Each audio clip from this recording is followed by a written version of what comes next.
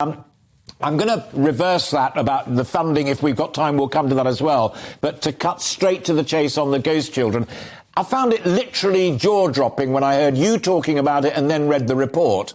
How's it happened? Who are they? And why has it been allowed to happen? Well, I've been raising this with the government since the summer of 2021, and I coined this very sad term, the ghost children, because I was disturbed. Even last summer, there was 100,000 children who were missing from the school rolls completely. No one knows where those children are. Obviously, lockdown is a substantial cause of this when schools shut for most pupils. It isn't just those ghost children, sadly. We also know there's 1.7 million persistently absent children. That's increased by a separate 100,000. We've just had exam results. Year 11 pupils missed an average of 11% of morning and afternoon sessions over the last academic year. 5% of pupils were severely absent from September to May this year. And the Centre for Social Justice, that is author of a lot of this work, suggests that 13,000 children in critical exam years were severely absent in the autumn term of 2020. In 800 schools across the United Kingdom, in mostly disadvantaged areas, you've got the equivalent of whole classrooms missing. That's like out of a sci-fi horror movie. Yeah.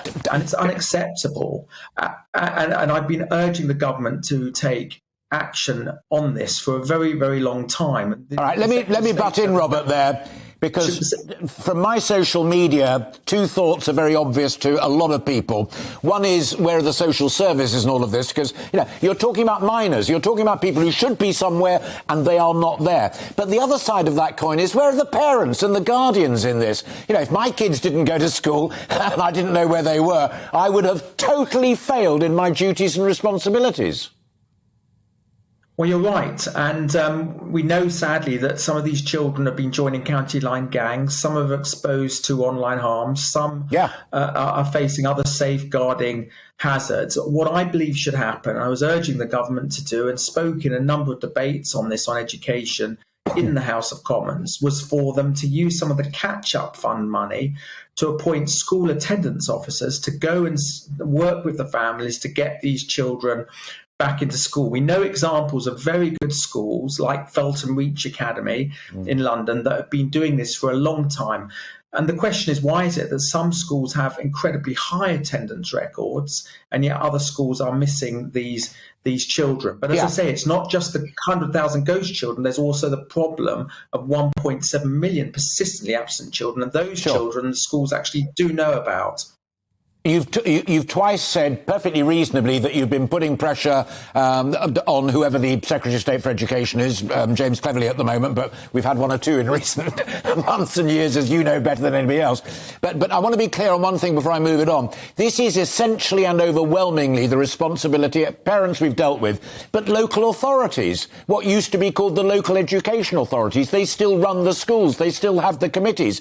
Wherever the money comes from, it is they who should be out there on the streets, knocking on doors, saying, come on, the kids should be at school. Well, I do think it's a responsibility of local authorities, the schools and families, as you rightly have mentioned. And what I think is not only should the Secretary of State appoint these attendance officers, but he should have a dashboard in his office, in the Department of Education, of every school, every local authority, which flashes up where there are severe problems in disadvantaged areas where these children are not going to school.